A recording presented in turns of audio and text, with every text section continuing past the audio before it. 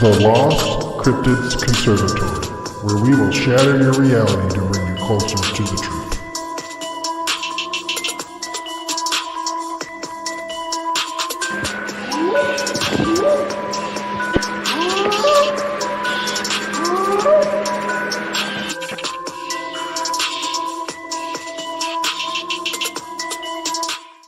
A cool thing about bears too is that the brown bears, under the umbrella of brown bears, is actually the polar bears. They're grouped within that clade because there are clades of brown bears that are closer related to polar bears than they are to other brown bears. Polar bears are just a subclade of brown bears that have adapted to live in the Arctic environment over generations, and they're actually, you know, as the planet warms up a little bit, they're moving back inland and starting to interbreed back in with other brown bear populations. You know, that's going to be the best for their genetic descendants, for them to interact with and interbreed with these other populations of brown bears that aren't so adapted to this Arctic marine environment anymore. That's disappearing. Yeah, I mean, that's right. They're just gonna mesh and probably interbreed with brown bears and stuff, like we keep saying. And there's these new kind of like subspecies, but they're like hybrid. Polar bears. Yeah, which are kind of a real thing. We've kind of had that in the past. We've had other the short-faced bears and stuff, and then there's other reports of, like, you know, the Inuits have like the god bear, or iceberg-sized bears, or bears that are, you know, 20 something feet, I would say, bigger than a short-faced bear, just of girth and all that. But yeah, when you talk about like stuff that was in the 10,000 years ago, and all the massive mega animals that we had and we all hunted as humans and stuff, you know, 10,000 years ago, it's not that really that old comparatively in like an evolutionary trait, and as a human comparatively to the scale of Earth. So a lot of these, you know, cryptids and stuff could be just leftovers or evolved things of the natural life that's survived. You know, alligators have survived since millions of years and stuff. You know, stuff that's lived in water has survived. The coelacanth, you know, has survived in the ocean. So it is absolutely possible that other things have survived that have evolved and stepped in the limelight millions of years in the future. I mean, it's not even as old as coelacanth and stuff, some of this stuff. So if I were to accept the existence of a unknown hominid, I think that Southeast Asia would be where I'd set my sights, not so much the Pacific Northwest or North America or the Americas in general, because just the lack of hominid apes there at all before Europeans arrived, but not before Europeans arrived, before the Native Americans arrived, of course, across the Bering Land Bridge. Now, the Bering Land Bridge is literally a lot of people point to when you talk about how Sasquatch could have gotten to North America. You know, across the land bridge, lots of animals did, but most of those animals that did that were cursorial animals. Now, cursorial animals are animals that have evolved to travel long distances over open land. Humans are cursorial. We're cursorial apes. Oh, yeah. Kind of what happens when an ape becomes cursorial, and we're really good at it. We're like some of the best animals at it, some of the best creatures at it in the animal. I believe we actually are the best. We are, yeah. In long distance endurance, are wolves, and that's why we, that's why we went and paired up with them, because we were both really good at the same hunting method that we were all using, where we run down our prey and whatnot, you know. So now a Bigfoot, an ape that lives a lifestyle like Sasquatch, which is a very forest-based lifestyle, or in the case like Yetis and stuff, of course, up in the mountains, right? So these organisms are not really evolved to live or to cross these big open areas like what you would have seen in the Bering Land Bridge. It wouldn't have been like a heavily forested region. It would have been a very tundra-like ecosystem. Very, very good for the types of animals that did cross over that we know about. Cursorial animals like wolves. That's where So in North America, there were the indigenous wolves, which are like the red Right. wolves There that we was see now. already like stuff here. Yeah, Like and people don't understand that. Some people think like everything came over and stuff. There was yeah, actually already stuff here. there were indigenous wolves that lived in North America, and then there were more wolves that came over, and we can see this genetically. It's the difference between what we call timber wolves and eastern wolves, and the gray Right. wolves. Yeah, and they're closer related to what you see in like Russia.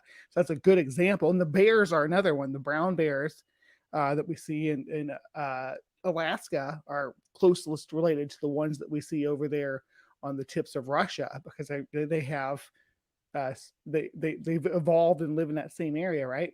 But how does that? Then this is where the believers for the Sasquatch stuff, they lose me here, is when they make this argument: is why are these forest animals crossing that land, Brad? What's the driving force of the Sasquatch would have? Because to me, especially saying it's something like a gigantopithecus, right? Like something like that lives in the bamboo forest in the highlands, it has a very special need in its diet for this very specific plant to maintain the majority of its diet. I'm sure it ate other things too to supplement, but for the majority, they believe that bamboo made up its diet. So yeah, I can say, yeah, there are organisms like bears that live in this environment that have a body mass similar, but they have a completely different dietary needs than what we see with the Gigantopithecus. Now, if you want to say it's a hominid of some kind of species of human, another species of human, I'm more interested in those ideas. Yeah, I think it's more human and stuff than and then, well, I say more human than ape. Obviously we're all apes and stuff, but on the scale of like the human side, I kind of hope that they're more leaning towards human and stuff. And anyways, with my interaction, they don't seem to be just a dumb animal doing animal things. um uh well, really, when I don't have no idea, they could have already been here. The whole idea of them coming over, being giganto, with humans that came over there, I mean, you see us just moving out of Africa and stuff. Supposedly we started changing. The people that came over in North America were Native Americans. They're different than the Asians, they're different than Europeans and stuff like that. So why would a subgroup, a new species split off that would be genetically different, would be different, that would be adaptable to whatever new environment that they actually have to face, because it's a new species. So, what would the ancestry be then? If it It was could be anything, in North we don't America. So know. are you thinking it's not an ape then? Because there weren't. I'm just saying, because the Well, way that we have evolution works. there's some examples. I don't know their names and stuff, but there was a Mhm. cave. There's a cave in China. They found great examples of bigger specimens of uh humans and stuff, like not Neanderthals. They're not uh Homer there's some new terms and stuff. I can't remember Oh, what they are. They're Heidelbergensis. not that and stuff. There's some new. They're not gigantos and stuff. There are actually some pretty new ones, and there's some different species there. There's like two of them in there stuff. So we're finding new stuff all the time. It doesn't mean like giganto is it. That's just one example of giant primates, or that were back then, and that was relatively new. There was probably ones further and stuff. There's, this evolutionary tree is more like an evolutionary bush, is what they think. So there's probably a bunch of gigantos that were little subspecies, a little variant, maybe more mountain variety than just a jungle and stuff. When they're pressured and stuff to adapt, you either adapt to change and overcome, or you die. So if they're being pressured by humans, by hunting and this mass migration and stuff, well, what was causing this mass migration in the first place? Was it environmental destruction and stuff that, everyone was and all this, or was it, just a slow flow and stuff like that? Oh yeah, So, I mean, it just Pleistocene, right? depends. I mean, because there could be a lot of different things that were competing and competing when you get into this new world. I mean, that's all evolving and stuff, and there's a lot of things that didn't make it. Modern humans made it. And Yeah, supposedly we killed off a lot of things. we did. That We were extinction, that extinction that happened, supposedly it was us or some other factors. So there's a lot of things that didn't make it. There's a lot of things that evolved to overcome it. you're talking about like So, the megafaunal extinction event that we tracked through, yeah, through the right. Pleistocene, about 10,000 years ago. Well, it started. So it depends on where you are. In Australia, it was 40,000 years ago when it started, because that's when the Aborigines got there, and they had, but they have their own legends that I don't understand about how they would unknown primate would get there. But the Yowie is a whole another thing. It's got a lot of attributes that make it stand out against other lore. It's almost like a spiritual entity when you hear them talk about it. But Stop you right there real quick. Here's Mark Zasky from Crypto Reality doing a shout out. And yeah, thanks, Mark. You're doing a great stuff there. I emailed you. Contact me on Google and stuff. Call me so I can point you in the right direction to help you kind of know the details of kind of some stuff, line some stuff up, and find some stuff that I kind of know where it should be if you haven't already found it. So he's getting a lot of evidence from the 168 and stuff that's was was shot and stuff that everyone can see and stuff. So I just seen he just posted a video of some orbs and stuff that Stevie B, Barry Browning, a bunch of others had always talked about and stuff, and said they videoed and they 100% seen. And he posted a video that you can see. So there's more to come. There's a lot more evidence to come. So just stay tuned to that. So contact me, Mark. Sorry to interrupt and stuff. oh no, you're fine. It's your stream. You do what you want to do. I was just keeping you company until your buddy arrives, so you'd have somebody to chat with and wouldn't have to vamp the whole time. I know how No, as I you're do. perfectly fine. I do my show solo, so I know vamping, especially when you don't have like you had that footage. You were getting ready to go over some audio though, and I feel like I kind of cut in on that. No, I should. I need to do a little bit more testing and stuff to make it work Do the you have way a I want link it to to. it? And I no, can it's share fine. I from my think we're end. talking really good stuff right now, actually, Yeah. that most people don't talk about and stuff. I mean, when you talk about evolution, about these wild men, I mean, it's just like humans. We all probably came from somewhere, and then you know, we're all humans. We just look different. We're kind of. Mhm. I mean, there's humans in Southeast or the Pacific that live on boats and live on the water all their life and are adapted to be able to free dive insane Mhm. amount of times and hunt, and they just live on boats. They're born on boats. They die on boats, and Right. they Yeah. are completely adapted to water in such a way that no other human in the world is. Just like in Nepal, those people and stuff are adapted to that just like no other people. There's special forces and stuff. Uh, those guys are the best of the best of the best at certain things because they have adapted to living in the mountain environment.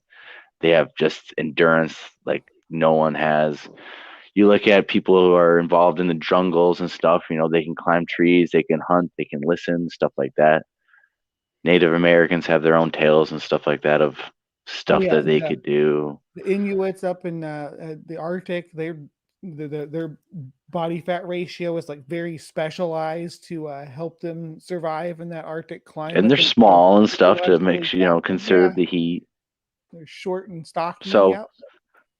So it's not like we all evolved separately in such a millions of years that we all did it. We're Mhm. actually a very short time scale to evolve these small adaptations. So for Sasquatch and all these wild men to be completely out of the range, I would compare it like humans.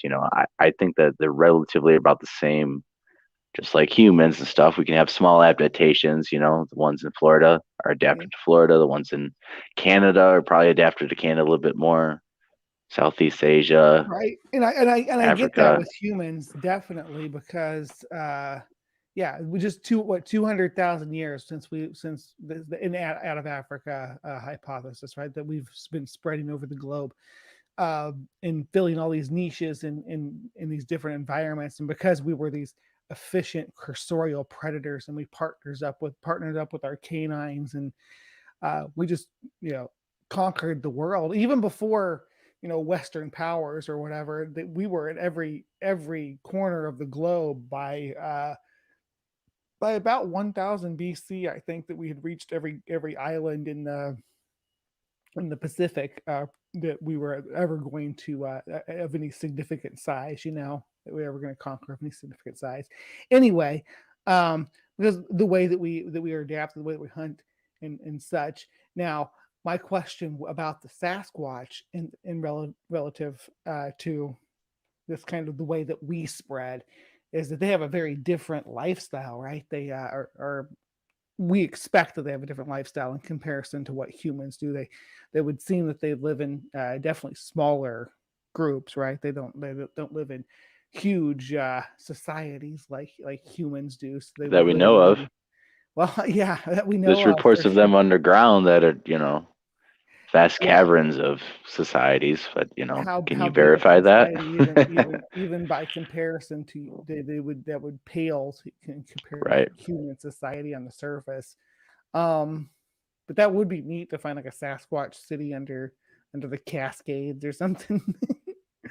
Yeah, some of those lava tubes and all that. Yeah, that would be pretty cool if that was something that was discovered. But so the ones that they would have evolved from, because they would have all evolved from the same lineage too, and assumingly they would have had a common ancestor with our species at some point, right? So at what point would they have that convergence with our ancestors? Would that be, I don't and know. that's where we say, are they primates? Well, it had to be close enough. We were able to mate with Neanderthal, or we might have been able to mate with Denisovan. We might have been able Oh, to we mate definitely with, did, because we have Denisovan DNA, and right. We might have had there was other, that's more than one. There's probably a couple handful that we don't know about yet.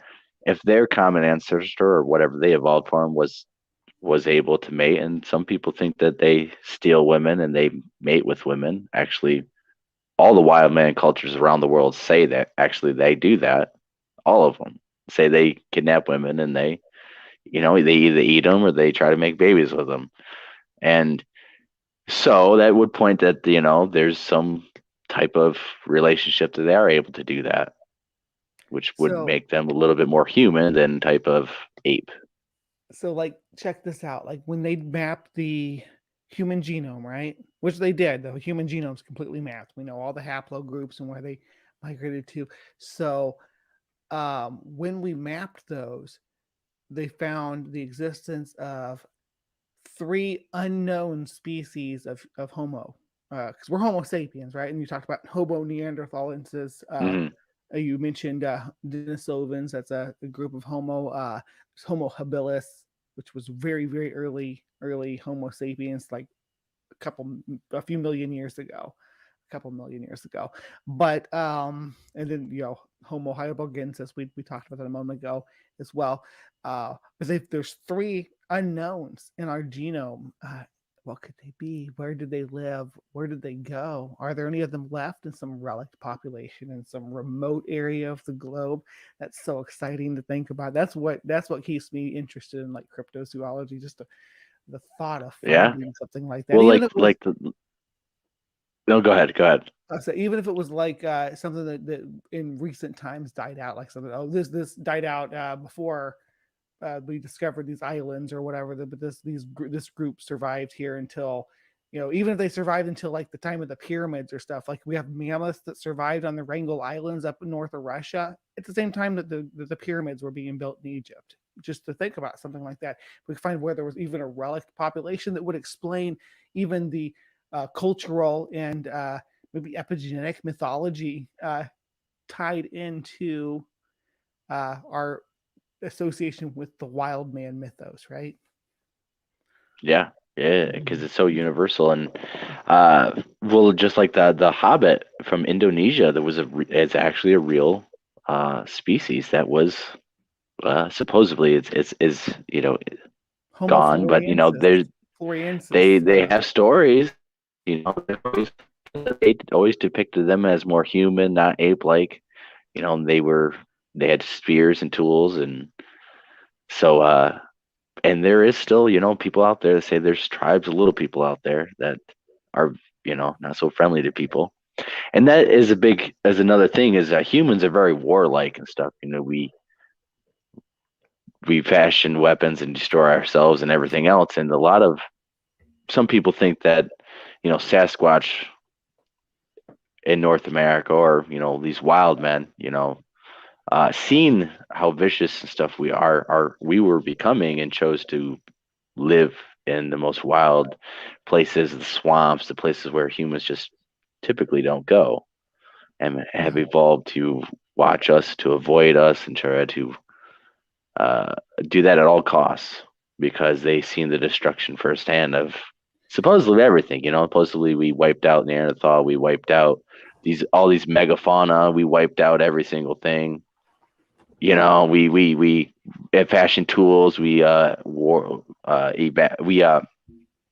breeded and stuff way more quickly. Like rabbits, aren't we? Seemed like, Kind of and spread like a plague over the we planet. also domesticated dogs and stuff. Like we were, doing a lot more things than I guess the other guys were doing or had been doing I think comparatively, because Neanderthals were around for like millions of years or something. Yeah, couple million before us. Yeah, and we overlapped with them for a great deal of time too, from about right 200 to 300 million years, or not million years ago, 200 to 300,000 years ago.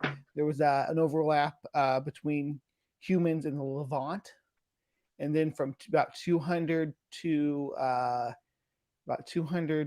24,000 years ago, we overlapped with them in the majority of their range throughout southern Europe and the Middle East.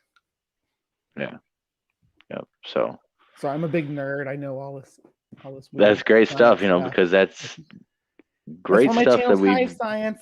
So if you like, check it out. And if you like us looking at cryptozoology with a scientific lens, I have a little segment on my show called CryptoCorner that we talk about not just cryptozoology. We also talk about like UFOs and ghosts and things like that, which I know you're interested in ghosts, because we talked about last time I came on. We talked about the Civil War ghost.